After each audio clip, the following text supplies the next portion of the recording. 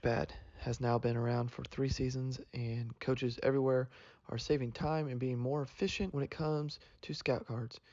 Coach Robinson from Texas says, "The thing I most enjoy is the ease of access to all the scout cards and how I can draw on them if I need to make any changes. Every coach that uses it says that it is so great to use. If you and your staff are tired of the old ways of preparing and using scout cards, check out thecoachpad.com to start enjoying Scout Team and making the 2023 season better than ever."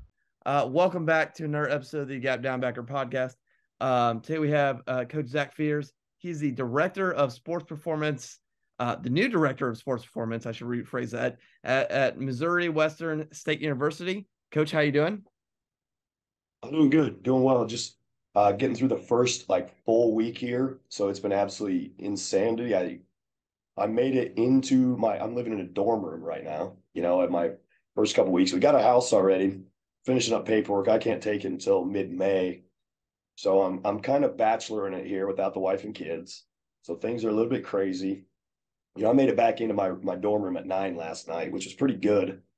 This week I've been getting in about 6 o'clock. I don't have anything too crazy early. I think I got maybe 5:30 one day, but 5:30, 6 o'clock. Um, I got in starting Sunday about 9:30, and it just kept getting later, like 11, 12. Night before I finally it was 2 in the morning, but I'm trying to get everything set up all at once. The difference here between when I was at North Texas, I could defer nutrition and I can defer all that over. I don't get that luxury here. I've got to do all that, and I know that. And I would say it's something I have enough knowledge to be dangerous in. I'm not going to be, we had this amazing nutritionist down in North Texas, Kayla. She took care of business, but I can steal a lot of the stuff she says, and really it comes down to getting the basics taught. So I did a big nutrition seminar last night, and I was up till 2 in the morning before that, and I'm like, all right, I can sleep until 8, and I'm up at 5:30, thinking about stuff. So I'm just like, all right, I'm going to the office and working, and so you get there, and then it's the teaching. I have to reteach and make sure everything is done correctly. And then you have to rechange the expectations and all that stuff. So it's definitely been busy this first week. I'm easily closing in about 100 hours counting Sunday so far. So, Okay. but then again, we're setting a good foundation, so it'll make things easier in the future. But I guess that's probably an over explanation of how I'm doing. You're good. Now, speaking of that, because you've been at North Texas, you've been at a couple other places over the past almost 2 decades now. So, how did you end up as the director of sports performance there at Missouri Western State? Yeah, so I'm going to go back, and one of the things to talk about is just I guess your lineage and what you go, where you learn, and all that type of stuff. So what happened was the head football coach here and I worked together at Southeastern Oklahoma State, and I thought we had something pretty special going on, and we really complement each other. We're very I like to say yin and yang. He's very, very controlled, and insane knowledge. Like this guy knows football. And it's kind of funny because I'm pretty confident. Like if you ask the guy to change a tire, he might be like, "Oh, I don't know about that." But when it comes to football, I mean, this dude knows everything. And so you got to appreciate when someone just knows their craft like crazy. And I'm probably I like to think I'm the same way with strength conditioning. I try to make sure I'm pretty well versed in anything I can be. And I get really obsessed with that stuff. But so we were together at Southeast Oklahoma State when I took the job at North Texas. So we were together almost 4 years there. Went down to North Texas. North Texas is only about an hour and 15 minutes away from Durant, so it's really not all that bad. And I thought, man, this is an easy move. One thing for me has always been about resources, and it's about not necessarily financial for me, but how I can take care of my athletes. So when we go through, I really like to see what we have to take care of the athletes. And to probably much to my chagrin, my boss, when I left Southeastern Oklahoma State, he said, "Man, you're gonna miss being a director. Like I know how you run things, you're gonna miss it." And I said, "Man, you know what? I'm ready to not have to do the responsibilities of being a director for a while." And lo and behold, about 6 months in, it hit me like a bat. Like it just hit me. I'm like, man, I really miss being a director. Like, I miss getting to make some of those difficult decisions because usually I feel like I'm pretty good at it. And so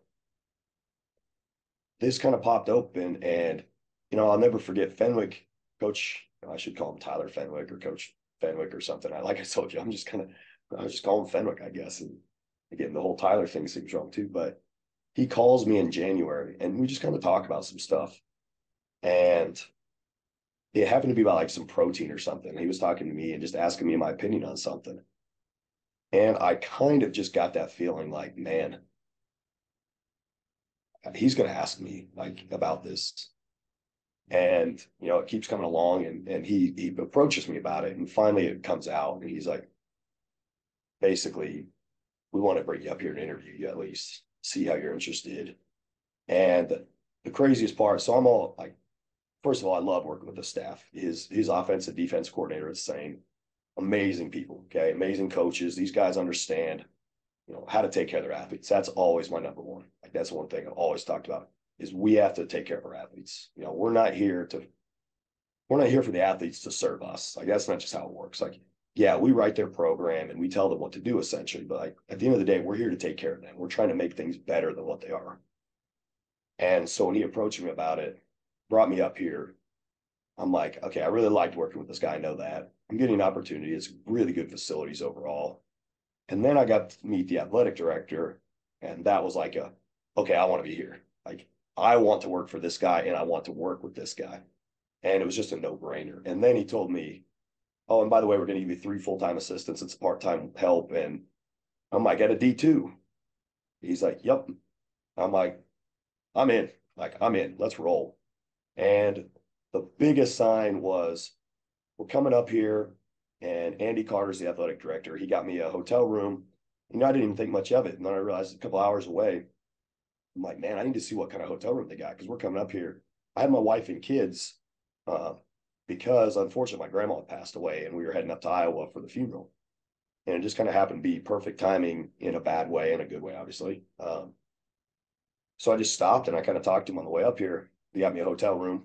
And I realized like I didn't check what it was. So I call in. I'm like, hey, she's like, it's a king. I'm like, oh, does it have a bed for my boys to jump on and sleep? And she's like, or a couch or anything like that. And she's like, no, it's just a king bed. There's nothing else in the room. And I'm like, well, can you switch me over? And she's like, no, we don't have anything else. And I sat there and I'm like, man, I don't know what to do. And my wife just turns to me and she's like, call my parents. They're like 2 hours away. And we've never been able to do that, right? So called her parents, they came, never grabbed the kids, brought it back up, no problem. And I'm over here thinking, we've never had that. We got an almost 11-year-old boy, a 7-year-old boy, and a 3-year-old girl. And that was and I'm gonna give away my religious beliefs here, but that was my sign. Like God's pushing me here in so many directions, and that's the one thing we've never had. So we're pushing in that direction. I've got an athletics director telling me everything I want to hear, and backing it up to other coaches already. And I've got Coach Fenwick talking to me. I've got all these other people telling me about where they're at, and then now I'm close to home too, so I'm 2 hours away from home. I'm like, I don't know that could get any better with what he's offering. And then I keep hearing about how good these athletes are and how bought in they are to what they're trying to do. And first week's been amazing. So will we have our problems? Absolutely. But, go down the line as I take way too much time explaining that one. North Texas was, that the director there was kind of a legendary guy, just known to absolutely hold the standard. And Zach Womack was there when I got there. And still to this day, I might have more respect for him than almost any person I've ever worked for. Amazing guy. And so I went to work for him in North Texas. And then unfortunately, he was let go of football. Ended up working with another amazing staff for a couple months, Coach Brian Keggins and, his staff were amazing to work with. They came in and, they let me stay and keep working with football. And that was something that was great there. Additionally, I worked with soccer and softball, amazing coaches there too, amazing coaches. But when this director position came open, like I was hungry to be a director again. And then, Southeastern presented a really interesting opportunity to be assistant athletic director and get a little bit different side of things. In addition, I got to build a brand new room. I'm not saying that didn't tempt me, obviously. And that was one of those where, like, I got a different side of the coin. I got to build a room, and that's still known as one of the best in D2. And now my goal is to create a better room here than I had down there. So if hopefully my boss is listening and saying, oh man, now we've got to do it. Prior to that, I was at Lincoln University as a head. That was my first head position. Took that, and I'll tell you what, like that's a difficult place to work. Like it's just tough because there's a lot of turnover everywhere, coaches, players, and everything. but I still learned so much about players there. And that's one of those, you don't understand something till you get in that situation. You know, Lincoln's an HBCU in the middle of Missouri, which is just a weird spot for HBCU. And, but it gave me such a different look on culture. And that was just honestly something that I wish I had earlier in my career to understand what people go through. And that also let me kind of use my past and how I grew up. You know, I grew up on, you know, I remember the first few years of my life, they weren't the easiest. You know, I remember we had this little farm and my dad, I barely saw my dad. Like he worked freaking fingers to the bone. You know, he worked an hour away, worked 10-hour work days, and he'd work on the farm till 10 or 11 at night. And then he'd be getting up at 3 to drive back to work and he'd do that whole thing. And then he'd work on the weekends. And, you know, I watched my dad, and I think it's probably one of the reasons I have such a like obsession with working and doing all that stuff. Just see that. But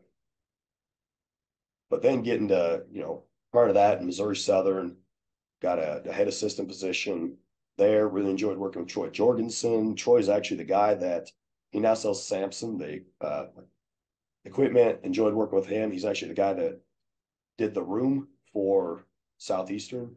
So got a good opportunity to use him again. We built a room at Missouri Southern together, and then built, you know, another one with me as a director at Southeastern. Abilene Christian prior to that, spent a little over a year there. As basically assistant. That's a tough place, you know, like they're built up a lot more now, but there's a lot of growing there and kind of learning who I was as a coach. And, you know, it was always, that was a tough place to work too, long ways from home, not a lot of pay, trying to figure out how to live with a small salary and a wife. And at that point I had a 1-year-old. Prior to that, I did 2 years as a GA at Winona State. Honestly, I think I had the easiest GA in the world. That place was not hard. I think it may have set me up to have a little struggle when I went to Abilene Christian, just because Abilene Christian was a grind. I got it was a long days, lots of teams. Worked with NC State football prior to that, and then ran my own facility for a year through Travis Sterling of Sterling Physical Therapy. It's ironic, is he moved down to basically like the Frisco, Denton area almost the same time we did. And his wife's actually a librarian at UNT, and that was from Iowa. So it's just like a weird connection there. And then of course, I'm going to tell you my true lineage comes from Central College, you know, something I'm really proud of, something I did a lot of reconnecting over the last few, you know, weeks and months with. And actually one of my assistants who sits right there, normally he's not here because we do a podcast, but he came from Central College too. So it's nice to have, I know what they know, you know, I've been through it. I've gone through the curriculum and everything. So that's that's a long explanation of my lineage and how I kind of got to where I am. But it's one of those things, like I try to take everything I can from every place. So hopefully that gives you a little bit of how I got here and who I am. Well, I mean, you've mentioned some things there, and like I said, you've jumped around a little bit, but you've helped build quite a few programs, either as an assistant and direct, like just in the various roles. What has it been like? Because you mentioned a little bit, like, I mean, you pretty much had a 100-hour week this first week. And like when we first talked, like you were in the process of, you haven't officially announced you taking this job. It was in the process, and we'd kind of, I knew you were going through some change. I'll phrase it that way. But what is it like as a strength coach? Like, what is like the first like 2 or 3 things that you have to handle when you get there? Like, what does that process look like in terms of strength and conditioning and getting set up? And okay, they need a new guy and there's a variety of reasons why places need new guys. Some guys leave, so the job's open, or some guys get fired. Some guys just get out of the profession altogether and go to sell strength equipment or just go into business. What does that kind of look like for you? Yeah, so I'm always, you know, I try to always make sure I really set the tone. That's the one thing, and that's that's kind of like a cliche when I say that, because we'll set the tone as a strength coach, you know. But very first thing is getting the coaches on board, like coming in, explaining how it's going to be, you know, like very first thing I did, send an email. This is my contact. We need to get in touch, all of us, kind of go over that stuff. And then clear up a few things. Number one, do not call me a strength trainer. Do not call me an athletic trainer. I am a strength coach or sports performance coach. Though she got one of those two. Don't say the other thing, because you're going to start confusing people. If you say athletic training, or athletic, anything, or strength trainer, you start to mess with the athletes because they know what you're saying. So let's get that verbiage right. The other thing I honestly, I shot this out, and it's something that I'm pretty particular about, is stop saying go to weights. No. I call it practice in the weight room. And I know that's kind of like, okay, well, what's the difference? We're trying to get better in the weight room. My goal, don't get me wrong, like if we accomplish getting really, really strong in here, that's great. But my goal is to make better football players or better softball players or better athletes in general. Not to come in here and think, oh, we're just going to get strong. And no, we're trying to get better at our sport. This is a means to an end. And that's something I want to clear up and make very known to the athletes and the coaches, I should put in there. The second thing is you got to get visible to the athletes. Get out there, see what they're doing.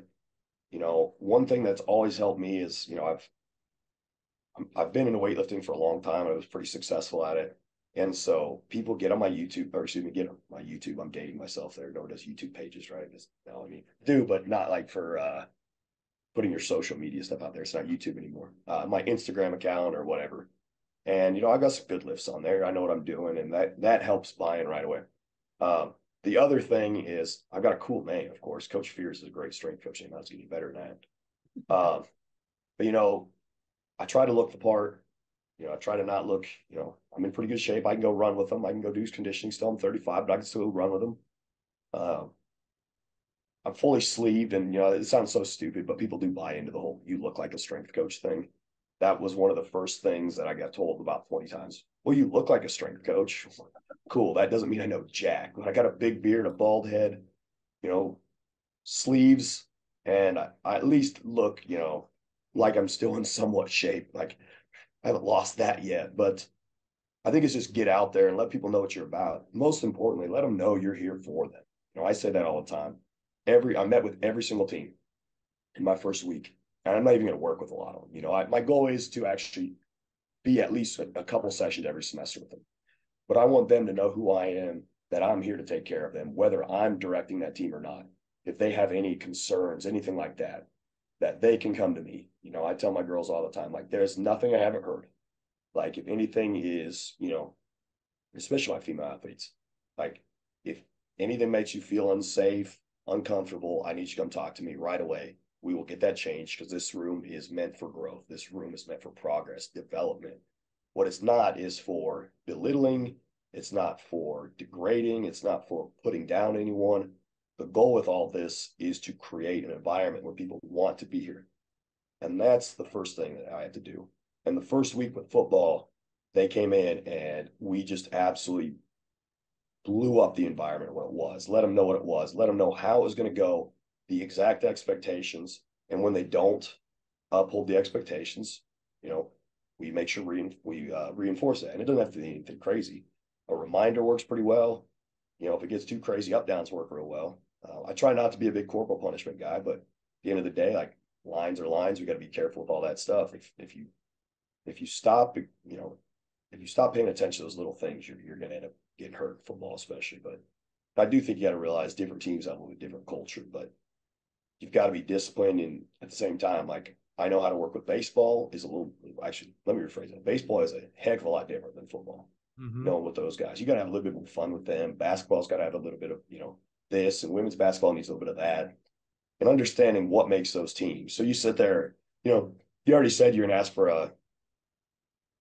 like a reading or book list. And, you know, this is the one that I would first off recommend is Brett Bartholomew, Conscious Coaching. If I think that's one of the greatest things ever is how many people are like, man, that's a really good book. I was like, yeah, and it was written by a strength coach. Finally, we made it famous for not being strength conditioning coaches, but it's a great book. So again, setting the standard, understanding who I am, what I'm trying to do here. That's really what it is. And that has to be both sides. You got to have coaches, you know, letting the players know what's going on, that it's a good thing. And then you got to have players telling the coaches that it's a good thing. And then obviously you got all your administration. You got to get to know everyone. You got to meet with the trainers. You got to do all that stuff. And I still haven't got all of that done yet because in season it gets crazy with schedules. But I've met all the coaches, I believe.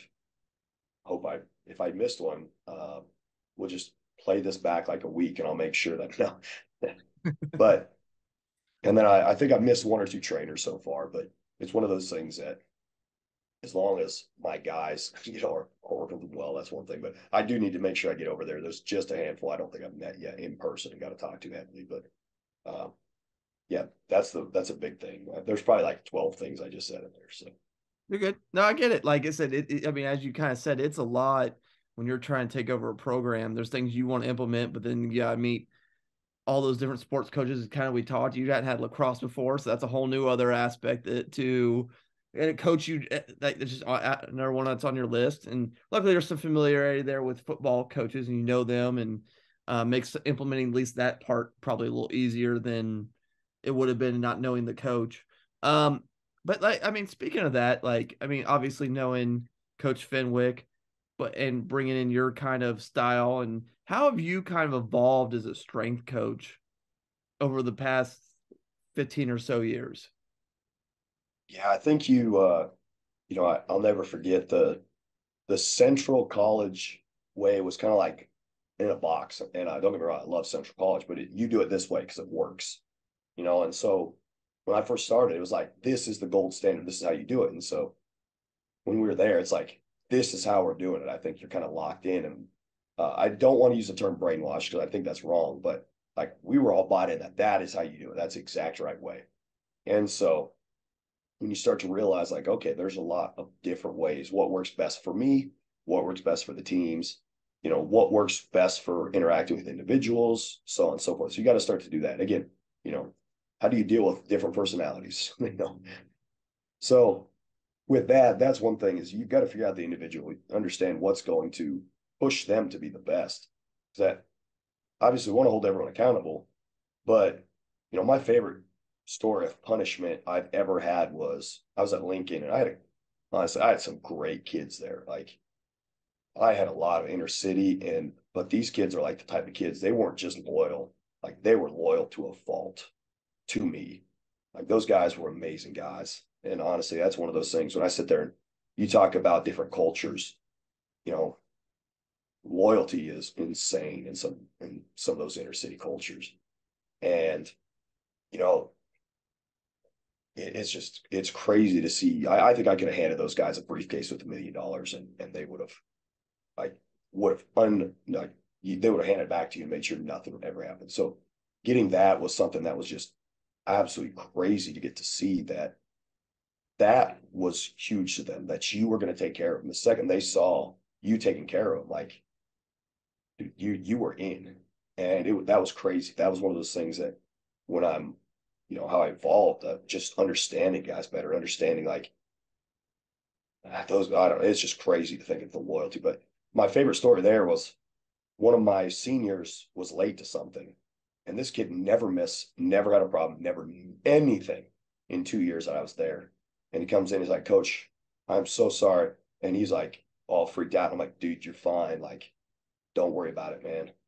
And he's like, no, Coach, what's my punishment? I'm like, dude, I know you. It really isn't your fault. It's not a big deal. Like, don't worry about it. He's like, no, no, no, no, no. Coach, like, what do I need to do? I'm like, I'm serious. Like, you don't have a punishment, man. I'm not punishing you. Yeah, I've never had one issue. And he's like, no, no, no, Coach, like, what's my punishment? You don't have one. Like, I'm dead serious. So he's sitting there for 10 minutes begging me to punish him. And I'm like, I'm not doing it. Like, I'm not giving you punishment. And almost in tears to get a punishment. I'm punishing you, man. And finally, another senior comes over. He's like, man, you got 50 up downs. Let's get going.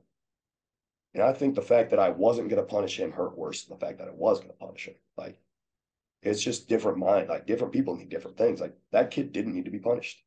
It hurt more that he missed than any punishment I could have given him.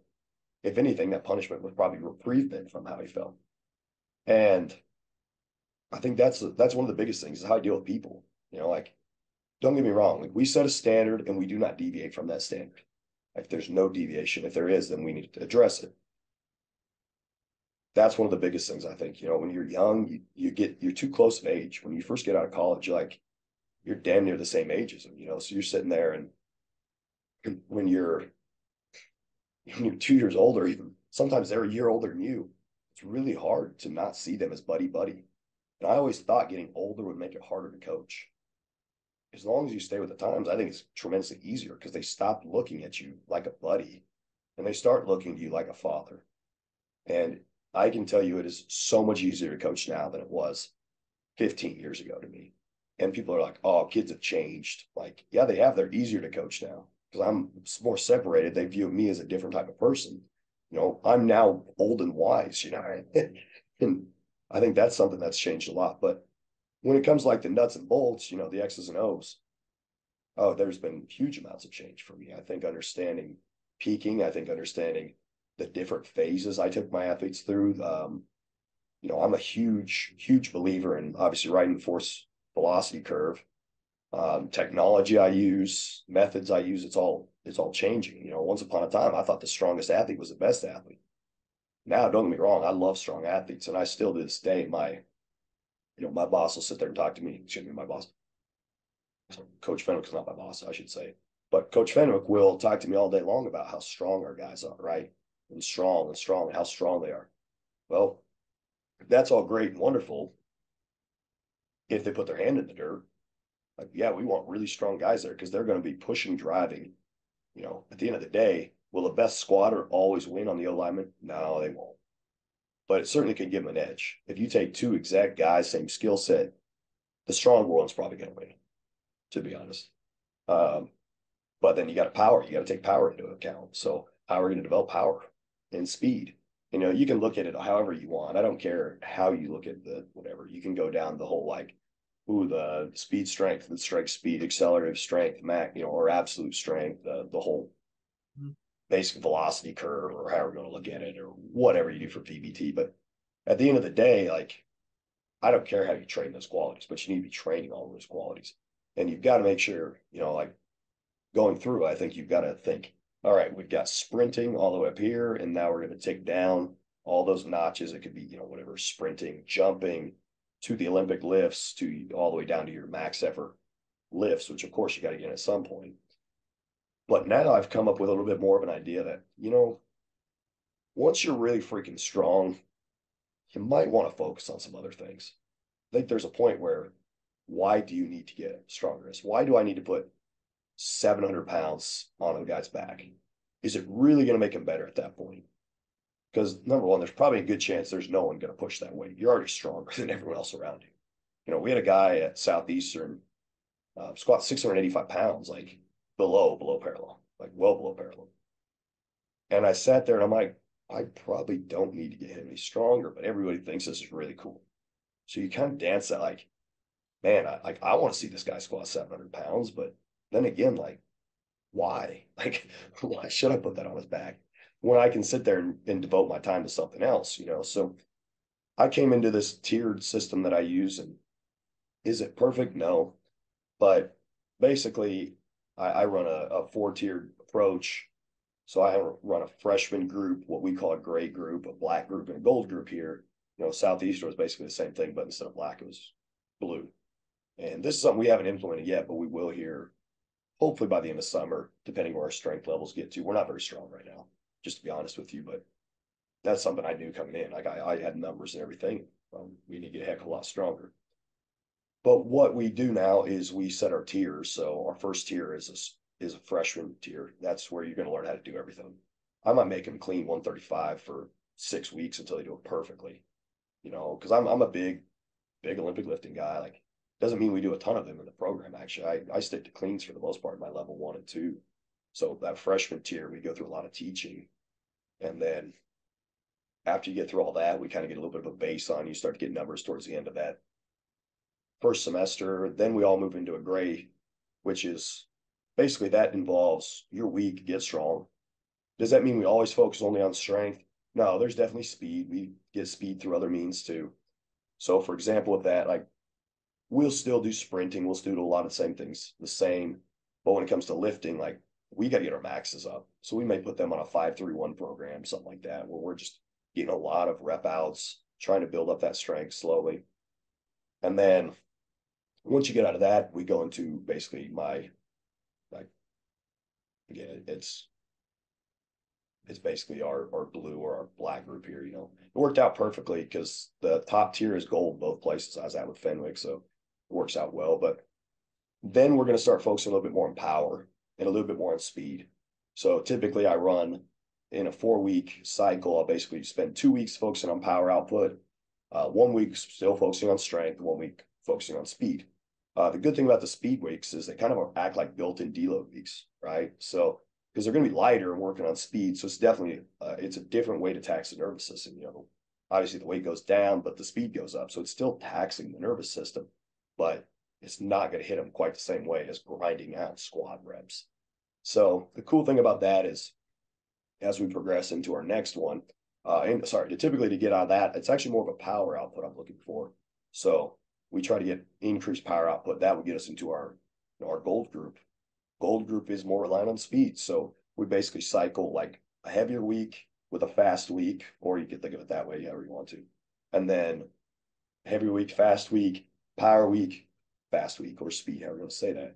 And it just kind of lets us fine tune our guys to the point where, okay, we've maxed out all the other things. Because in my opinion, I know some people like probably hate me for saying this, but I think to build a tremendously fast athlete, especially in football, without putting a without putting a strength base, I think is yes, you're gonna have a faster athlete, but to me, it's kind of like building a race car, not putting a good brake system and good tires on it. So I like to build it that way. But the good thing is it doesn't take me very long to get an athlete strong. It doesn't take very long at all. You can push them up to their max strength levels pretty quick, or within close to their max strength levels. It's hard to peak at a true athlete out because, well, let's be real, they're like, you can inch out 5 pounds, or 10 pounds, but would you rather spend 4 weeks working on power output and speed mostly, or pushing a 650-pound squatter to become a 665-pound squatter? Well, I'd rather be more powerful and faster. That's going to definitely make him a better football player. But at the same time, we do know that making athletes stronger initially will make them accelerate faster, jump higher, do all the stuff we want them to do. But there is very limiting factors in that. So to drive that strength up, then push into more of a power, and then a little bit more, and then a lot more into speed, lets our guys really train to what they need to do to hopefully make them the best athletes. That's the system I use right now. Okay. That was a lot of randomness. Good. Now, with that, I mean, we talked a little bit about it beforehand. Like the actual lifting part's the easy part for like most people. Once you get the kids in the weight room, even the high school level, like once you get them in the weight room and doing it, once you've taught it, that's the easy part. I think the difficult part, especially and kind of you mentioned their strength and conditioning has evolved, especially like as fast as it has over the past 10 or so years. Like, I mean, there's a lot more focus on plyometrics and power and speed metrics than is just strength. With that programming, like, where do you start? Or let me rephrase it this way, because again, most of my audience is high school coaches. Where do you suggest high school coaches start for programming? Like, because I think that's where coaches be like, okay, yes, I can grab the 5-3-1 stuff that you kind of mentioned there, flip that open and go. But like, where do you start? That's actually a really good question, because this is one where, like, I may say this and someone's probably listening on the other end saying like, no.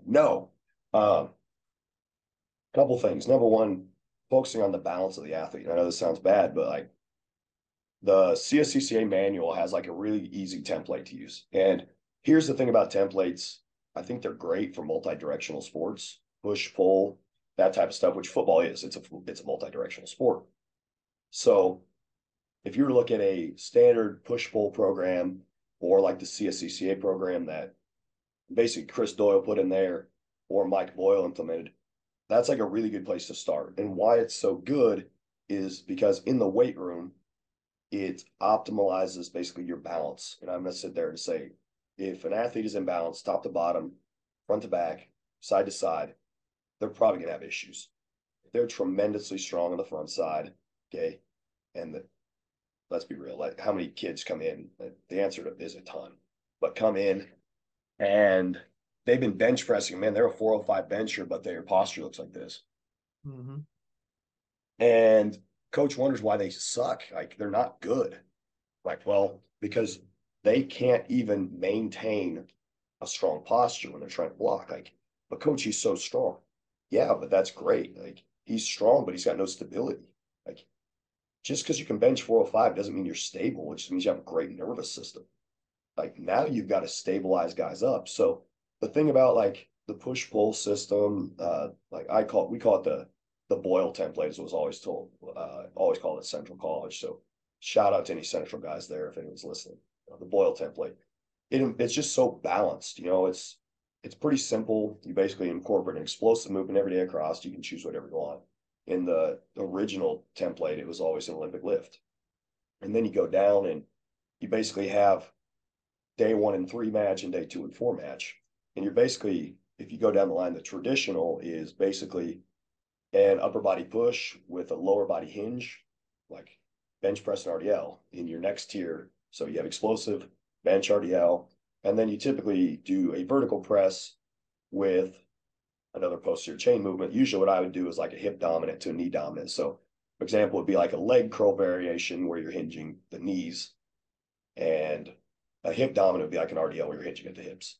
So usually it'd be like bench press and RDL. Then you move down and you would do like a military press and some type of a leg curl variation, stability ball leg curl or glute ham curls or any of those variations. Obviously, pick something really simple and then progress it up.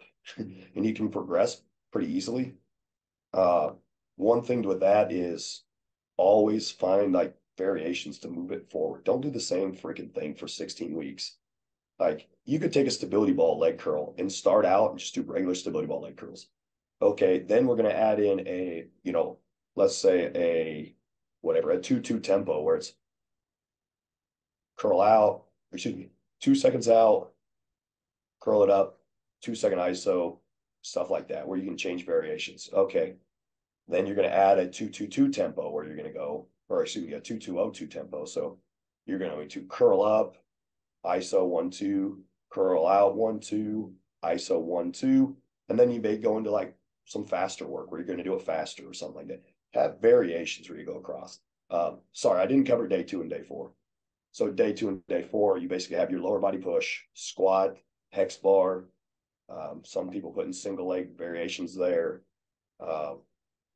Depends on what you're really going for. A lot of times these days, it seems like basically day 2 and day 4, it seems like you're doing a lot of, hey, I'm backwards actually. You should flip those days around. You should actually probably squat and then bench, but whatever works. Explosive movement, and then you're looking like a squat variation or a single leg, like heavy single leg. Typically like a vertical pull up, lat pull down, something like that. And then a lot of times you switch back over. A lot of times on that, you would do a little bit more of a like a volume variation, either single leg or goblet squats or something like that, where you're still lower body push. And you pair that up often with like a horizontal pull, some sort of rowing variation. And then you throw your core down at the bottom. And that's a really simple template. Do I use that all the time? No, I do not. I like to write my own stuff. I'm a big backwards design guy and I like to tweak and do all that. But this is all I do. All I do is write programs. So I can pick, I can nitpick a little bit more in there. But if I had to say the biggest thing when you're writing a program is, are you throwing in hamstring work to balance out your squats? Are you throwing in core work to make sure that, man, this guy's freaking strong as an ox upper body, strong as an ox lower body, but he has no core to translate force? That's crazy to me. And I'm a big guy. Like I'm a big believer in torsos. Don't complicate it. Don't make it crazy complicated. If you think about the demands of sport, almost everything is rotational and stability. So there's other things in there. I know that some people hate me for saying that too, but you think about it, like if an O lineman is blocking a guy in front of him and he's locked on, like his core better be pretty dang stable. Like it's locked down. It's not to move. And then we look at the exact opposite. Well, he's blocking for the quarterback who's rotating and throwing the ball. That's pretty much what sport is, rotation and stability. So you can even look at sprinting, and sprinting is a great example of as we move, there's rotation happening and there's a lot of stability happening. Wherever you're stabilizing the pelvis, trying to keep it from moving, keep it locked down. But at the same time, as the upper body's moving, there's got to be some sort of movement in the torso as well. A lot of stability and a little bit of rotation going on there. And then you look at any athlete cutting, they have to rotate their torso. It's got to feed, into the whole system of what you want to do. So to me, well, there are other variations I use, but it's almost all stability. So I'm doing pull off press, pull off holds, planks, side planks, boat poses. I call them Roman chair holds, where you put your feet in a glute ham and you lean back and you shake like crazy. And then rotational work, med ball throws, med ball slams, plate rotations, torso rotations, anything where we're moving. And I like to do them at all different, speeds too, like do fast things, do slow things, be good in both directions. At some point, an O-lineman's going to grab someone and their torso is going to get rotated and they're going to have to be strong in that position. But at the same time, maybe they got to rotate and hit quick. Like they've got to move their hands fast and rotate fast. So I think, again, we sit there and we look at that force velocity curve. Well, we can use that almost everywhere. We can use that, bench press. We can use that med ball throws. We can do any type of rotational work. Like we all can do fast all the way to slow and work on that speed, the strength of that. The only thing I'd really, my opinion, is to discourage it with is like the posterior side of the upper back. Like it's very postural. So doing a lot of speed on that's probably not going to get you the, best bang for your buck. You have to get a little bit more volume, a little bit more tempo on that. So, and then honestly, probably calves as well, like the slow twitch muscles. If you run through fast stuff, you're probably not going to get what you want as far as the actual adaptations that you want. So I know that was a very, very long, maybe I elaborate too much on stuff, but I think the biggest thing to look into in the weight room is to find a balanced program. You've got to make sure everything's taken care of, because I'm sorry, but kids will pull hamstrings if they're not doing the appropriate amount of hamstring work. And you got to get good quality hamstring work in, and I'm sorry, RDLs are great, but they're not the end all be all. Once upon a time, I swore, man, RDLs were the best thing ever. They're great, but they're only a small piece of the puzzle. The second part of that is, man, you got to have your guys sprinting. Like, you have got to get those guys out sprinting. It's one of the most neurologically taxing things you could do. And if you're not sprinting, you're missing out on probably the biggest thing you could do. And I used to think that just a small amount was enough. And now I probably devote at least 2 to 3 hours out of a week into not all high speed running, but running, change of direction. But I would say at least an hour and 15 minutes, maybe an hour and 30 into sprint mechanics, acceleration mechanics, high speed mechanics, that type of stuff, where you've got to be good at everything. Some of our big guys, we may not spend quite as much like high speed work on, but they still got to be good at it. You take a guy like a D end, he may have to run 30 yards across the field. He may get close to top speed, and you're asking for a hamstring pull if he sprints across there and he's been stuck doing 10-yard, accelerations without doing some longer distance type stuff. I'm not saying we need to be running 110s, and I'm not against running 110s, but he probably needs to be opening up for, build up for 30 and then maintain, a 90% speed or 95% speed for 30, 40 yards, at least at some point in the spring. So when we get into spring ball, they're not blowing out hammies left and right. And, I've seen that 100 times where, man, I don't know what's going on.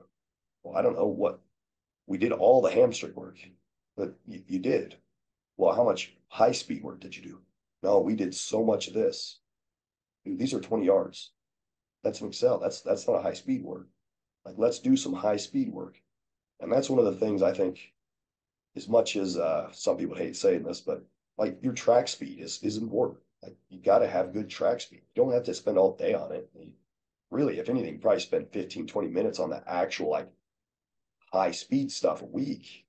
But there's so much training that goes into it, and just that little bit of endurance, I think you're going to stop a lot of hamstrings from blowing out if you can do that. We made it my last season with Coach Fenwick. We didn't have a single missed game for a hamstring. That's pretty damn good. I think anyone would take that. So again, I don't have it all figured out. I sit there and I talk about how I would balance out a program, but a big portion of that is, you got to get the running in there. I think if you told me I had to have guys in great shape, like top condition ever, like they would never get tired in a game, or I could have them working on high speed, acceleration, high speed, and that stuff. Give me the guys that have worked on acceleration, because these guys might be in shape, but they're going to be slow. They're going to pull hammies. It doesn't matter how good a shape you're in if you're injured. So, and again, I do like my athletes to be in shape, don't get me wrong, but this over here, it's totally opposite side. It's the high speed stuff. These guys, are probably not going to get injured. These guys, if all they've worked on is conditioning, man, they open up and that hamstring doesn't know how to absorb that force. Bye bye hamstring. So now speaking of that, so you said hamstring work, like, and you said not just RDL. So what do you recommend? Obviously, glute hams in that atmosphere, but like, what do you recommend for high school coaches who might have limited resources to develop and work on hamstring work to prevent hamstring pulls? yeah, and again, like I'm not a hater on RDLs. I love RDLs, but I think we got to realize it is a piece of the puzzle. I'm going to steal a little bit of, again, book recommendations, throw it right in the middle. Okay. Strength Deficit by Tim Karen. Amazing. I bet this is the best strength edition book I've read in 10 years. So this right here is amazing science, dumbed down for dumb strength coaches like me. Amazing read and very practical. I think he sums up a lot of some of the hamstring issues. So one thing I think you've got to do, and this is stealing straight from him, is we've got to get a long range of motion in the hamstrings at some point. Single leg RDL is one of the most perfect ways you can do that possible. And there's other ways, obviously. Like one thing that's become very popular recently is like sprinter bridges. And a sprinter bridge is basically, it's your hamstrings are about that angle. You know, you're trying to get your hamstrings at like a 5 to 10 degree angle, excuse me. And then you're contracting the hamstring isometrically, holding for X amount of time in a very, very elongated position, right? Your hamstring can't get much longer than that.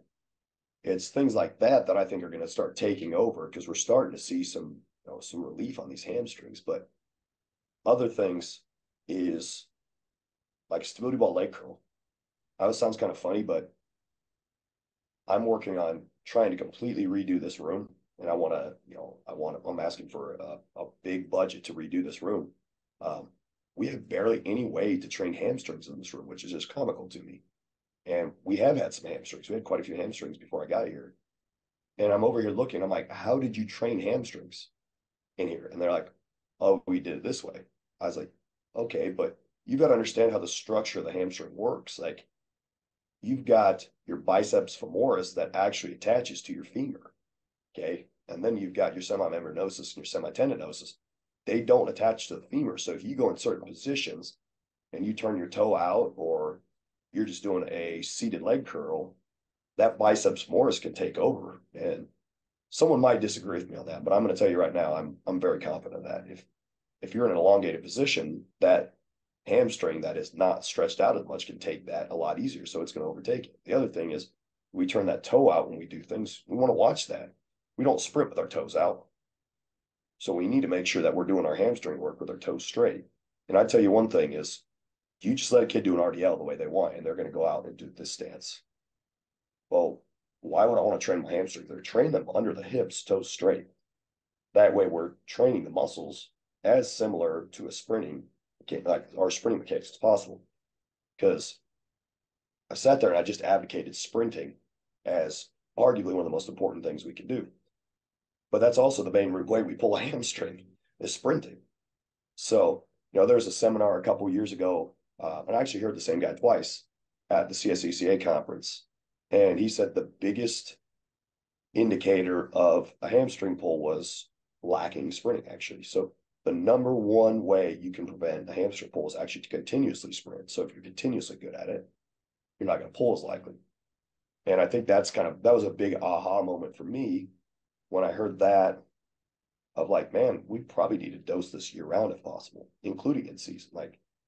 And that's where you get all that GPS data where we sit there and, okay, this kid didn't run fast enough. He needs to come in with me. We got to get a high speed day in with him at least. Doesn't have to be a lot, but he's got to get up to, 21 miles per hour or anything like that. But to kind of kick back to the hamstring work, number one, you've got to do both hip and knee dominant exercises. You've got to do curling variations of some sort, and that can be done in a lot of ways. You can do banded curls, you can do machine curls. I would advocate for mostly straight leg. Like, don't do the seated curls. I don't think you're going to get the exact training that you want. Like I said, in my opinion, you're kind of dominating the biceps femoris on that, not the semitendinosus and semimembranosus. Biceps femoris is a heck of a lot bigger than the semitendinosus and semimembranosus. So for those that don't know, the hamstring is made up of three muscles. So those three.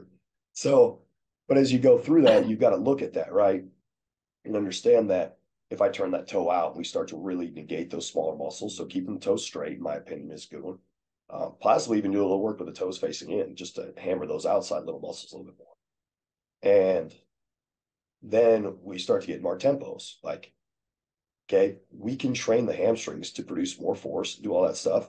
We can train them fast just the same way we can Olympic lifts and squats and everything else. Just because we are beginning to isolate the hamstrings doesn't mean we can't move them fast. And it's kind of funny when you start doing stuff really, really fast, guys start cramping.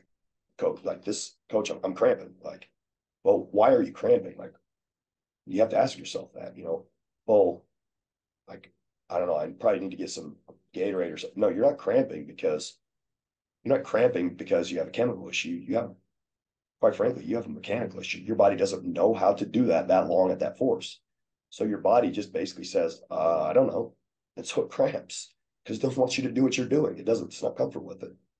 So playing around with the speeds, tempos, slow out on the hamstrings, ISOs out on the hamstrings, fast work with the hamstrings. I think you do have to play around with that. And then understand that needs to be put in at the right time. Like you don't need to be doing speed work week one. You probably want to speed work closer when you're going to be moving fast. Like let's work on training the hamstrings to absorb force, develop force at different times. And I'm not saying that you don't want to create force early on, but I want to set a good base personally. I want to work on that eccentric and that iso work first so I can sit there and make sure that those hamstrings are, really nice and strong. And the way, and I really hope I'm saying this the right way, and I'm pretty confident that is when we train those hamstrings at long positions, we get the hypertrophy that basically helps increase the length of the sarcomeres within the muscle fiber. That's the way it was told to me, and I hope I'm saying that right. So when we increase the length of those sarcomeres within the fibers, it actually allows us to create more force at those long, basically the long lengthened areas. Like if I reach out on a sprint where I'm probably not supposed to, instead of it popping, it can handle that force. Now I don't want to reach it out or do anything like that, but or just when we're sprinting and the hamstring normally can't handle that much force, but we've trained it to handle a little bit more force because we've increased basically the length of those sarcomeres, so that muscle's stronger in a lengthened position. And I think that kind of goes back into some FRC principles as well, but that's another rabbit hole I don't think we want to go down. So that's a lot on hamstrings, but I'm telling you right now, like if you can nip hamstrings in the bud, like you're worth a lot of money in this field. It's just that one thing. And do I have it all figured out? No, I'm stealing information from way smarter people than me. So. Okay. I had two questions for you left. One was the book question, but first, like for coaches and like, cause this is interesting time across country. Obviously when this comes out, it would be later than right now, but, obviously you're the time of year right now, high school and college, where coaches are taking jobs across a plethora of sports, especially in high school.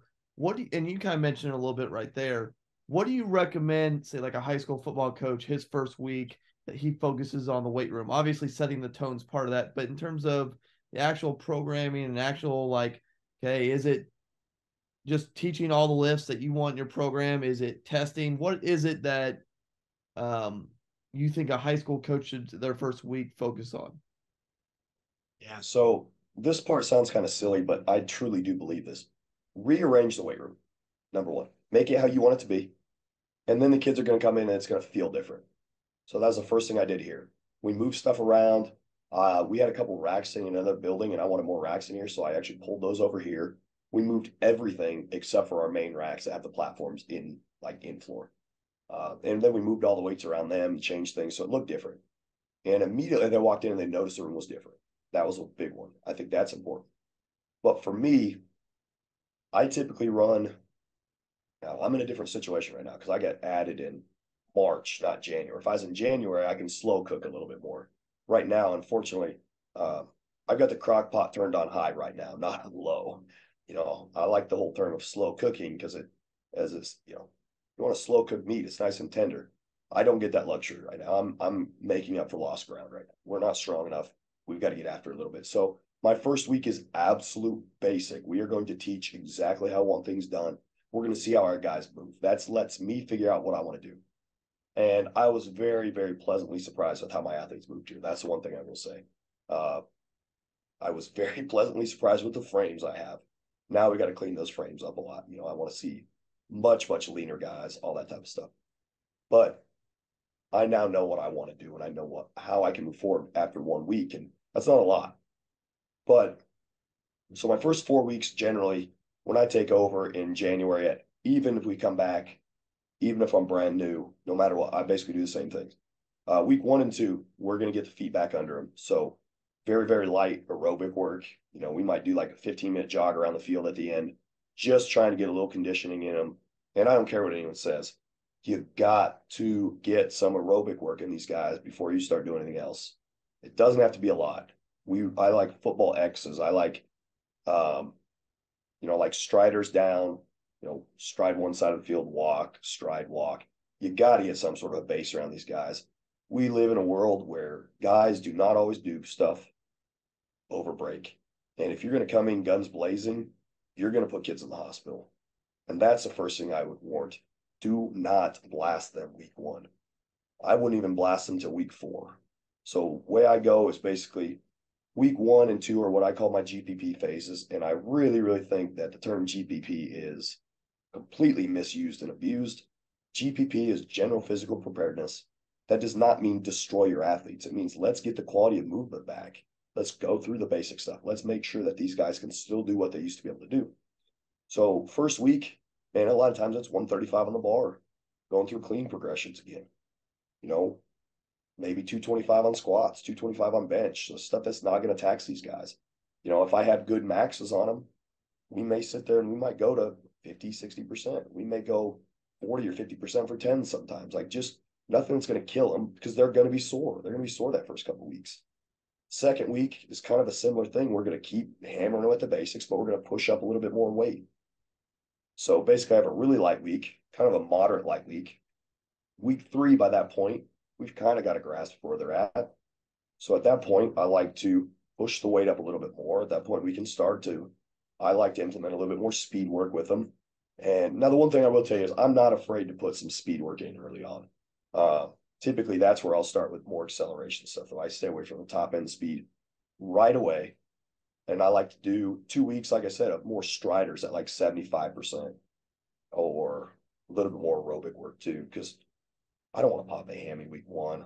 Then we're riding out a hamstring injury for 3 weeks.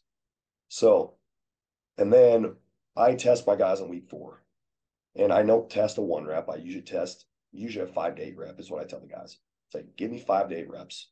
And then we build off of those numbers. So then we start to build off. And all right, we might have a 5 rep max here, which should be about 85%.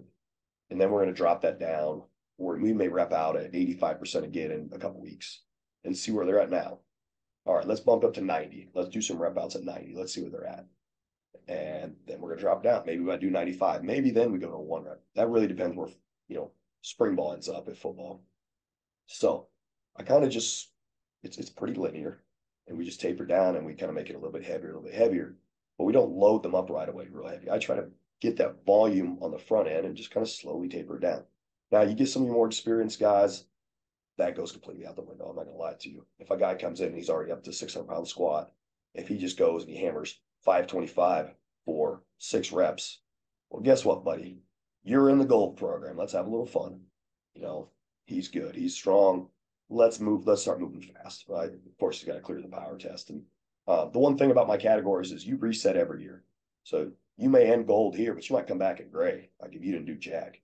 So you got to earn your way back up there because you lost a lot. But most of the time, those guys do not deviate. Like, if you have a guy that's kind of teetering gold and black, like he may go back to black for a couple of weeks and he's jumping back up.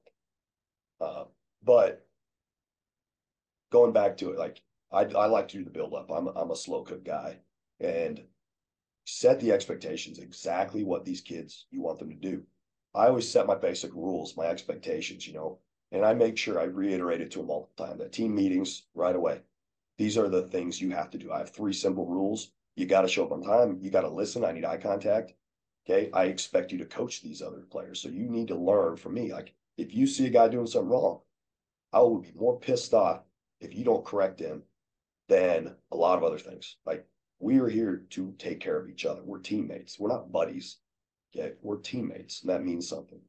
So, and then you got to give me 100% effort. Like no matter what you have that day, like I need 100% effort there.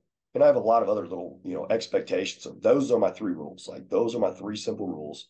And if we adhere to those, generally I'm going to be pretty dang good about everything. You're not going to get me real pissed off except for those 3 rules because you got to be there on time. You don't make the bus, man. You get left behind. No, when it comes to listening, like that's just a man thing. I know I hate that term. People will be pissed that I say, well, it's a man thing. But no, like you got to look another guy in the eyes and be honest with him and talk to him. If you can't do that, then we're going to have issues. Because if you can't look me in the eyes and you can't listen to me, how are you going to play football with a bunch of guys when you're trying to communicate and there's, you know, 6,500, 7,500 people screaming to the point you can't hear anything, or when I was at UNT, 40,000 people.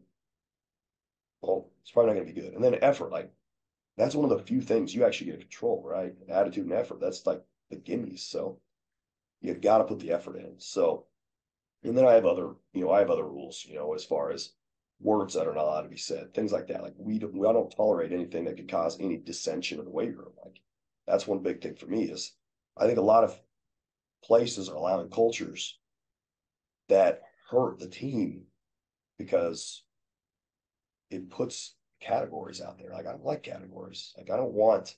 I know I divide my team up. But like at the end of the day, we're a team, and I think that's one of those things that I know that sounds like I'm a hypocrite when I say that, but like I don't like things that divide the team in the locker room. I don't like things that divide the team out on the field. Like, yeah, I divide the team in here. That's based on performance. Like we're always gonna have ones and twos out on the field. Like you have to have that. But I don't like things that cause clicks and things like that. I want us all to be one big unit. One of my favorite quotes, I have it on my wall, but a group becomes a team when shared goals have been established and effective methods to accomplish these goals are in place. Like, in other words, there's not very many teams out there, really. There's a lot of groups. There's a lot of football groups out there, but how many football teams are out there? Well, until they have established goals, shared goals, and methods to reach those goals, according to one of my favorite books, you're not a team yet. So you're a group. And I guess that's one of the things is you got to establish the rules that are going to make sure that we have a team, not a group, not a bunch of cliques here and there. I know I went all over the place there, but that's kind of the things I like to make sure are in place to make sure that we're not butchering the culture because, people don't understand culture either. Very simply put, it's what we do. Like culture is the habits we have that, things that naturally happen. People go through and, oh, this is our culture. That's not your culture because you don't habitually do it. Culture is something that happens over and over and over because that's the expectations. So those are the things that I talk about, coming into a new program, of kind of really setting the tone of who we are, making those changes that we want, but making the expectations very known of what we want. Okay.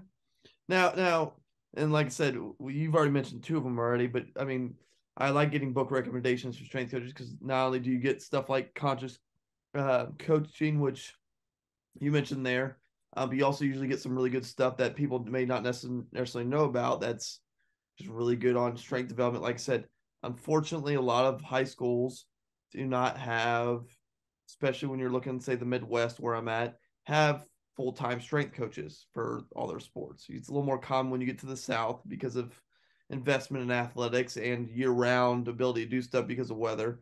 What recommendations do you have? Like I said, you gave a strength deficit, conscious coaching. Is there anything else there that you want to recommend for a high school coach to read? So I probably have 100 books I'd recommend. Let's see, I've got a pile of books here randomly. I only have like maybe 15 or 20% of my books here because I'm currently living in Missouri in a dorm room. My wife's rocking the house back in Denton. Obviously, conscious coaching, I think, is great from understanding people, basically understanding how to coach different personalities. Strength Deficit is a great football book, by the way. It talks about the difference between like what you want from your bigs all the way to your perimeter guys. And you want to talk about a book full of some amazing concepts that are dumbed down for even dumb strength coaches like me. Amazing. Probably one of the best reads I've read in a while. A little bit more of a motivational book. Twin Thieves, unbelievable read. Another one that I think it seems a little bit less, maybe a little bit corny, but it's Creating Effective Teams by Whelan. It's a short read. I don't think it's very expensive. I think it's $20. And it's more actually talking about like corporate teams. But it is a phenomenal read because it sits there. And that's where I got that quote, a group becomes a team and shared goals have been established and effective methods to accomplish these goals are in place. That's literally on my wall right there. That's what I'm staring over there. But that's one of the quotes from that book that I take my quotes and I print them on my wall so I can sit there and think and talk and tell it to my athletes. But that book has some amazing concepts in it. And then I think you go into the classics. You go and you look, and don't get me wrong, I'd love to say Super Training or Science and Practice. Good luck. Good luck reading the absolute 700 pages, of Verkhoshansky. Good luck with that. Zatsiorsky, yeah, genius, but you just said these are football coaches, right? And I'm not saying they're dumb, but do they really want to break into 700 pages of super complicated science where you're having to figure out how to put all these things together? I think you need a little bit more simple things. That's why I recommend something like Tim Karen's book. Triphasic, is a great read. It's phenomenal. I'm reading that one right now. In understanding the absolute basic stuff. And Cal Dietz and Ben Peterson did a great job. I can't believe that book's been out for 12 or 11, 12 years now. That's insane to me. But they do a great job of putting some other concepts in. Now, do we all buy into the exact triphasic concept? No, but I think there's some really good things to understand from that. And then how you can apply it very simply or very complicated. However you want to get into it. You can learn something really, really simple or something really complicated. Man, I'm going to go down a list of a bunch of them that I really like just for basic stuff. But The System is a great book that talks about some old school methods that have come back. That's by Johnny Parker, Al Miller, and who's the other one? What is it? Pernello, something like that. And it talks about a lot of the old school things. I bet the coaches right now would love it because it talks about a lot of the old systems. And it's kind of funny because it's the stuff that was really popular when I first got in the field. And it comes out a few years ago and people are going crazy over it. I'm reading it. I'm like, yep, we did that. Yep, we did that. Yep, we did a lot of that. And there were some new things I didn't think of in there, which is great. But I think that's one that young coaches should read and old coaches would love because a lot of the stuff they know already. That was written by some very, very experienced strength coaches. They're not young chickens. They're roosters. They've been around the block. They get it. They've been successful at some of the craziest levels imaginable. Supple leopard, becoming a supple leopard. That's just a big mobility, flexibility. It's one of those things when you're at high school, you don't have all the resources to go through and necessarily, you may not have a bunch of athletic trainers and a bunch of physical therapists and all that stuff, but it gives you an idea. At least you can say, well, maybe we can try this. If nothing else, you're going to get more flexible. And I'm a big fan of not having stiff athletes. I like flexible athletes. Of course, if you got the Olympic weightlifting by Greg Everett, phenomenal book, just to actually learn the technique. That's huge. If you can't coach a clean or a snatch or a jerk, just don't do them. They're hard. They're hard to coach. They're very hard to coach. I would rather an athlete come in not knowing how to clean than clean like garbage. Absolutely. I could teach them to clean pretty quick. It's hard to change set in technique over 6 years of garbage cleaning, and it's kind of funny because, I got a video of an athlete sent by a coach and it was a kid with really bad technique. And I didn't know what the coach was going for. I'm like, man, he's trying to brag about this kid or he's showing me how bad his form is. So I'm like, the comment was, man, that kid's really powerful. Imagine how much he could lift when his technique's right. Trying to build up the kid and then also say, hey, we can fix him. And then the coach was really more along going lines man, he needs to get his form better. And I'm like, thank God you noticed that because it was not good. The kid was still clean, a ton of weight, but he could have done a lot more and been way safer about it. Oh man, Ultimate MMA Conditioning, Joel Jameson. That's so popular right now. understand the actual energy systems that go into how to build them. And that's the one where I sit there. That's a book that sits there and tells me, like, you need to focus on aerobics still. Like, you need to have some sort of aerobic training, especially early on with your athletes. And I didn't buy into this for a while. As a matter of fact, I probably preached the opposite. And I'm not saying you need to go make cross country runners, but at least at some point, I think once a week, I like my athletes to go jump on a bike and get their heart rate up to 120, 130 beats for 30 minutes. And just to actually train the aerobic system, because we know the aerobic system is the most powerful recovery agent we have. Like, it's going to help everything recover a little bit faster. And if we're going to sit there and preach recovery, let's take this supplement, let's take this, let's do this, let's get in the boots, let's get in the ice tub. Well, maybe we should start with the aerobic system, because it's what actually helps with the recovery. So I'm looking up here and trying to see if I have any other, like, really, really locked in books. I mean, man, there's, I could probably give you 5 or 6 others, but, Ripeto's stuff, I think some of his stuff is spot on. He'll probably send me a message or something. I personally don't like the way he teaches technique, but his programming is amazing. I think the way he teaches programming, I absolutely love that. But I'm not a low bar squat guy. I've got an Olympic lifting background. That's probably why. I told the guys here the first day, I think I had 3 or 4 guys low bar. I'm like, knock that off, because we don't low bar here. Like, put it up on your traps. And some guys were like, oh, go, okay. Like, one guy was a little resistant. I'm like, and I just won't raise your squat up. Just squat 135 pounds for your whole career if you don't get with the bar up 2 inches higher, and I've just seen too many stupid shoulder injuries and your chest caving like this. I don't want guys squatting like this. I want them more upright. So with that, I mean, those are the ones I'd go right off of strength conditioning, but then I go down and I'm a big leadership guy too. I'm finishing my doctorate right now. So I'm in the thesis stage of my doctorate, and it's a doctorate of strategic leadership. So it's all leadership books. So I sit there and I'm like, well, that's a great leadership book. That's a great leadership book. That's a great leadership book. But creating effective teams is a phenomenal one. That's amazing. I want to draw a blank on the name of it. I think it's Change Leadership by Cotter. It's the absolute process of actually creating change. It's amazing. I really hope I didn't mess up the name of that, but it's Cotter. It's his older book. Man, I wonder if I have it.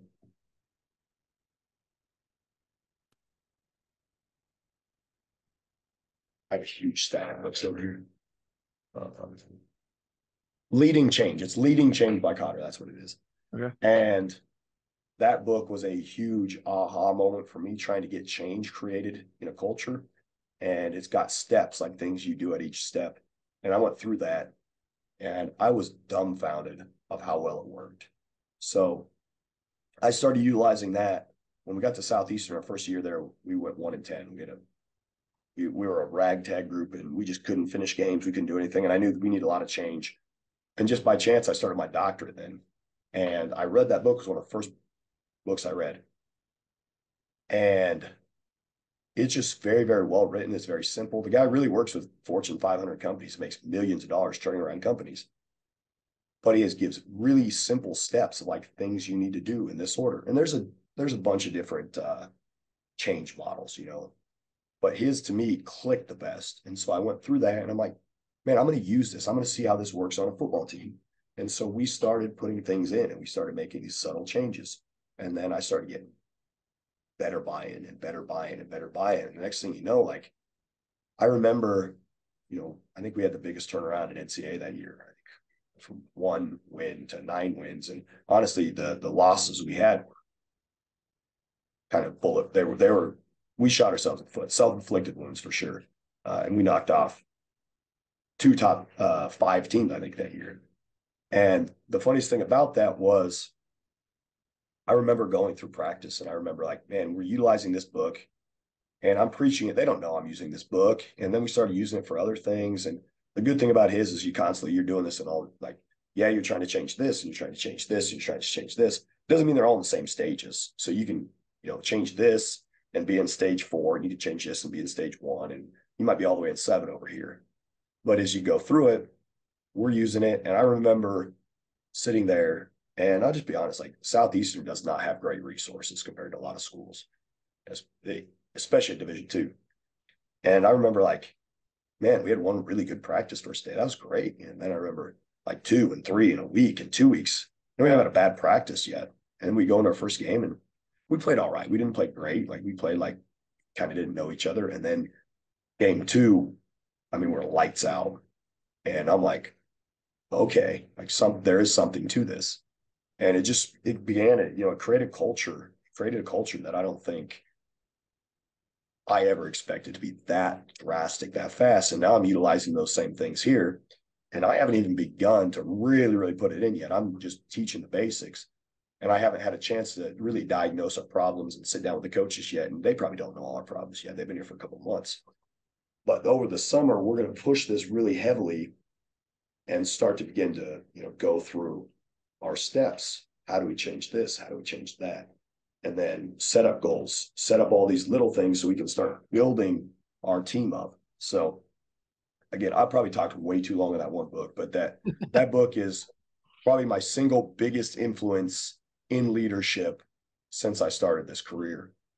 And I'm sorry, but you can sit there and I can talk about strength conditioning all day, and I love it, but I'm obsessed with leadership. Like I fully understand now why there's these choice few coaches, and it's heavily strength coaches that are going everywhere and succeeding.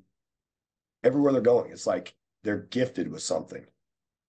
It's their leadership. Like they're creating leadership in those programs. I mean, you look at some of the best strength coaches and go, look at Kaz down at TCU.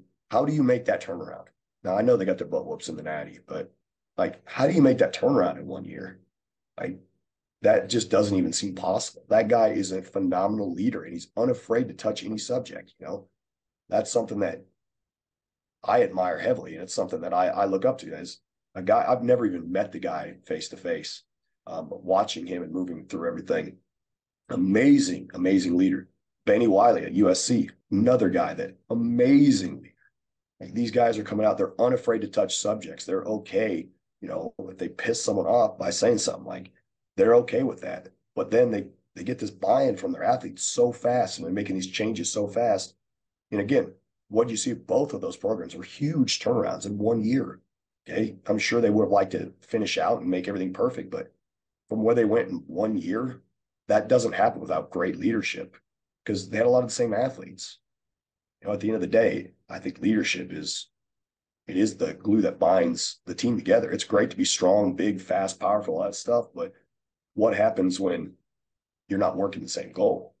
So that's my little, my strength coach little kick is, man, that it's great to have all the tangibles we want, the fastest, strongest, biggest athletes imaginable, but unless you finish that by actually creating a team, then we're not going to go where we want to go.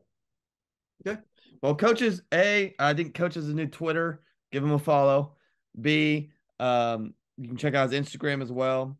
Like, share, subscribe, all that lovely jazz. Check out our sponsor, Coachpad. Otherwise, that's in our episode of the Gap Down Backer podcast.